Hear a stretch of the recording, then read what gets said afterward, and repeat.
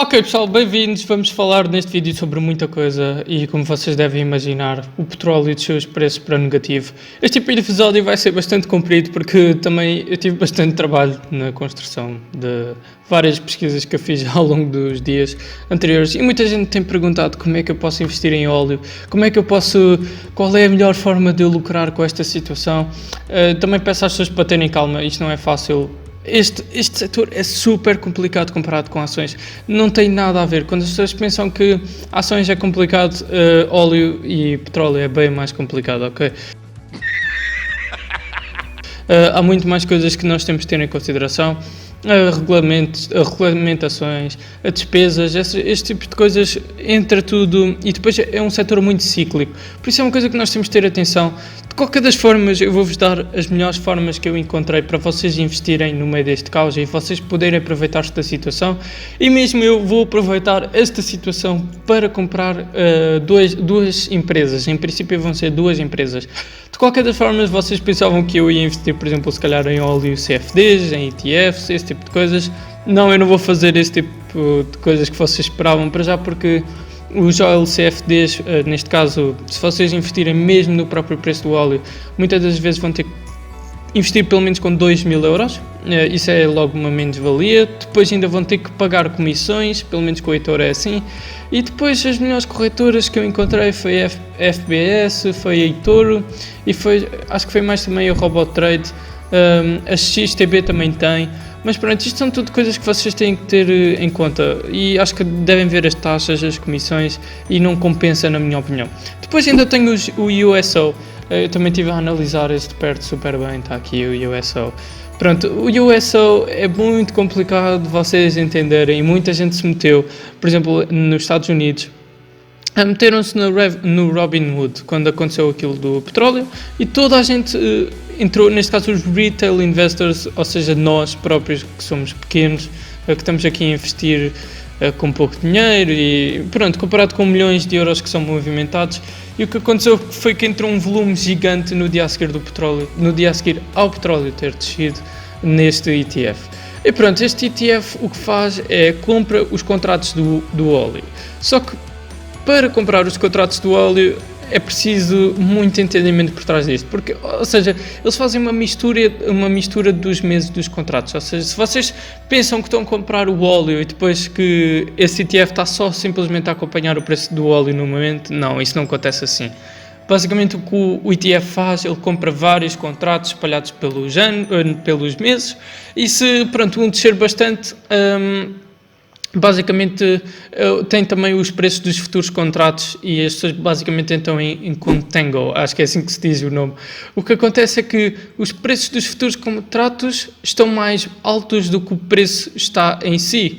E pronto, isso é uma coisa que gera confusão a muitas das pessoas e começam a investir nestes ETFs sem saber o que é que estão a fazer. E por favor, tenham muita atenção. Eu também não sou nenhum expert, ok? Eu não percebia muita coisa sobre commodities antes de entrar para este mercado há poucos dias.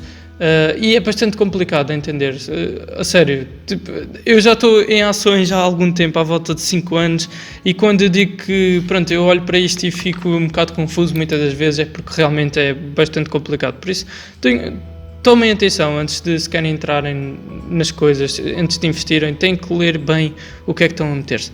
Depois têm também ETFs como o XOP, tem o ETF com o PXE, eu vou deixar aqui na imagem, depois o IEO, e depois temos ainda um alavancado que é o UCO.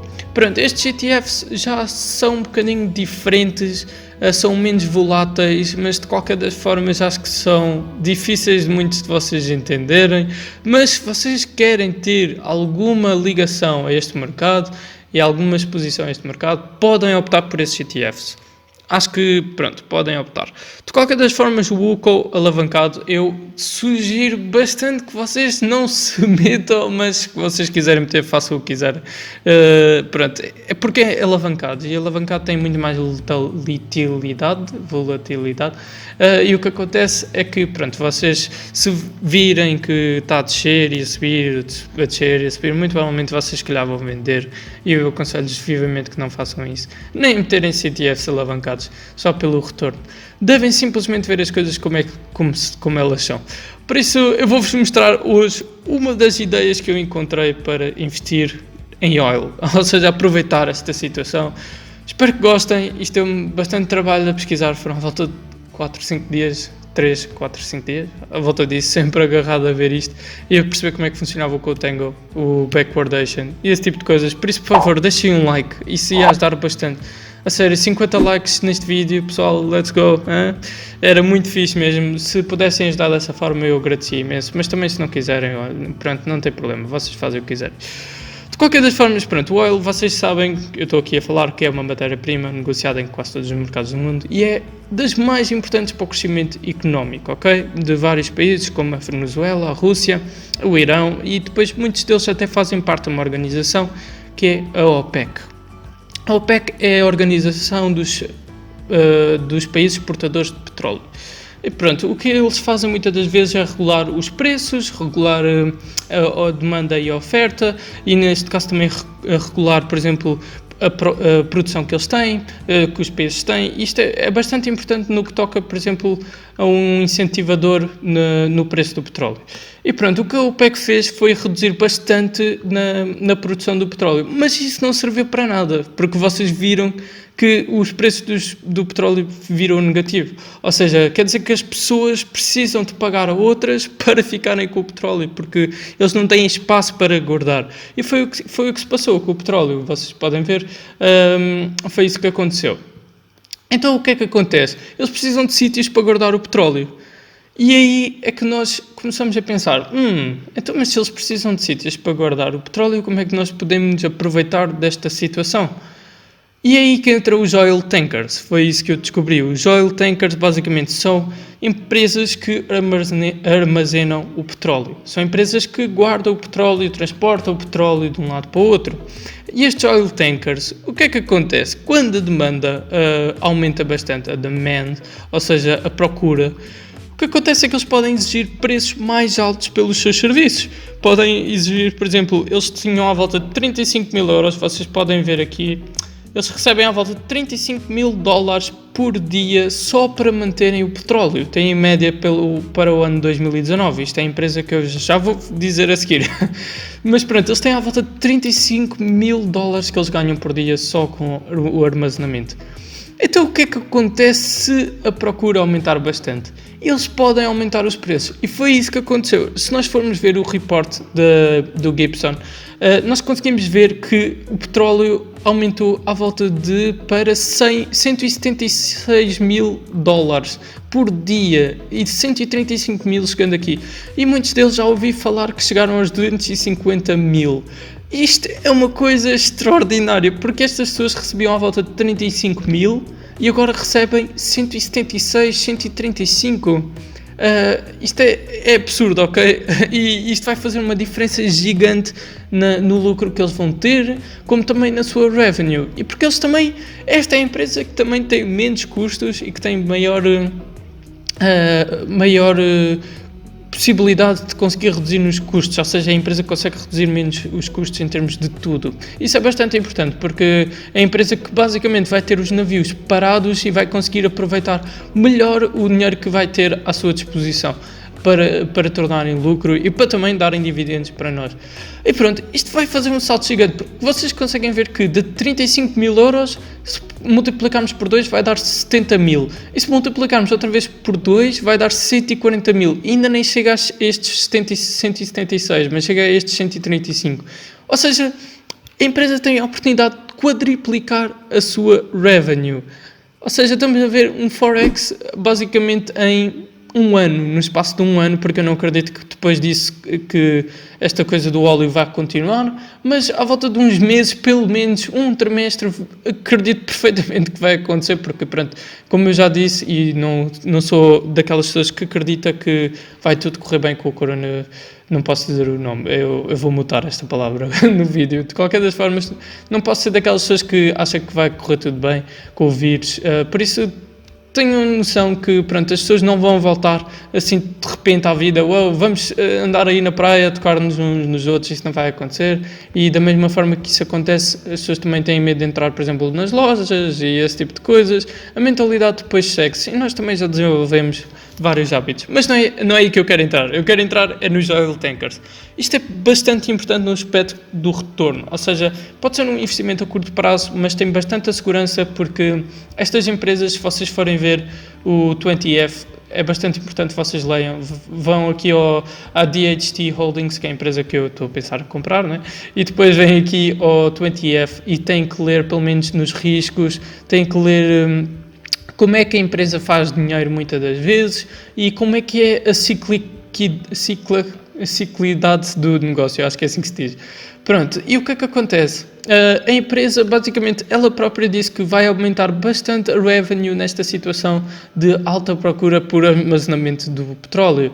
E os únicos riscos que estas empresas têm são os desastres que acontecem, pronto, estes são as regulamentações ou regulamentos. Depois têm também as interest rates, que são as taxas de juros, só que as taxas de juros foram cortadas para zero, por isso é outra coisa que lhes dá uma mais-valia, e muitas destas empresas negociam em US dollars, e se o US dollar cair bastante, pronto, é outro fator de risco. De qualquer das formas, pronto, como eles, o maior custo que eles têm é basicamente no combustível, muitas das vezes, e como o combustível está tão barato, isso é outra coisa que vai reduzir bastante os custos, ironicamente, e é uma coisa também importante a ter em conta. Então conseguimos ver mais ou menos que a empresa vai, este tipo de empresas vão à volta de 4 vezes mais num espaço de um ano. E pronto, se outras pessoas virem isto, eu acredito que já muita gente anda a ver isto, porque é uma boa oportunidade para aproveitarem agora no mercado. Então vão-se aproveitar da situação e vão ver que a empresa, pronto, vai conseguir apresentar lucros que nunca apresentou. Não, apresentou, atenção, mas há muitos anos atrás. Se vocês forem ver aqui, por exemplo, a Euronav é uma delas. Apresentou em 2015, há outras que eu queria ver, era o gráfico maior. Em 2015, mas pronto, queria ver um gráfico para aí de 2008, era quando estas empresas estavam super altas. Se eu for aqui a BWLPG, se vocês forem ver, isto é ridículo, vocês veem à volta de, isto está super lento porque eu tenho 50 separadores abertos, por isso é normal.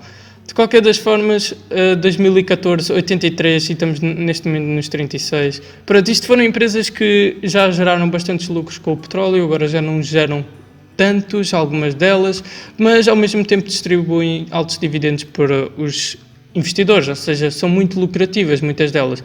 E vocês veem este dividendo absurdo, isto porquê? Porque a ação desceu bastante, mas o payout ratio continua super baixo, ou seja, a forma da empresa pagar os dividendos. Isso é bastante importante também ter em conta. Pronto, então eu arranjei este grupo de empresas que vocês podem optar. Tem a BWLPG, tem a Euronav, tem também a DHT Holdings, a Scorpio Tankers, TK Tankers e tem a Nordic American Tankers Limited. Pronto, ambas estas 5, acho que são 5 ou são 6, o que é que acontece? Eu estive a analisar em pormenor todas elas e se vocês forem a ver, os melhores PB ratios, ou seja, os Price to Book ratios vão ser desta aqui, que é a que eu estou a pensar em investir, a DHT também e mais a Nordic. Depois, ao mesmo tempo, a que consegue... Eu até organizei uma lista de vigilância. Se vocês quiserem ver, montem e vocês vão ver que esta lista de vigilância está excelente. E conseguem comparar quais é que foram as melhores em termos de desenvolvimento, de reaproveitamento do dinheiro dos investidores e do dinheiro que eles têm na balance sheet. Foi mesmo a DHT e a LPG, que são as empresas que eu estou a pensar em investir. E pronto, como é que vocês já perceberam que a empresa tem possibilidade de quadriplicar nos próximos tempos? Esta foi a única forma que eu arranjei de conseguir aproveitar-me do petróleo. E acho que é a maneira mais segura e, sinceramente, acho que não há muita desvantagem que nós podemos optar por aqui. A única desvantagem que eu acho que podemos ver é a parte das tubagens. Se o óleo for transportado pelas tubagens, a empresa pode perder desvantagem em termos de mercado, mas é a única forma. E para ser através das tubagens ainda vai ter que demorar algum tempo na construção e nesse tipo de coisas, e nós aí já conseguimos ver se eles estão a construir este tipo de tubagens e a partir daí vamos vender a ação, não é?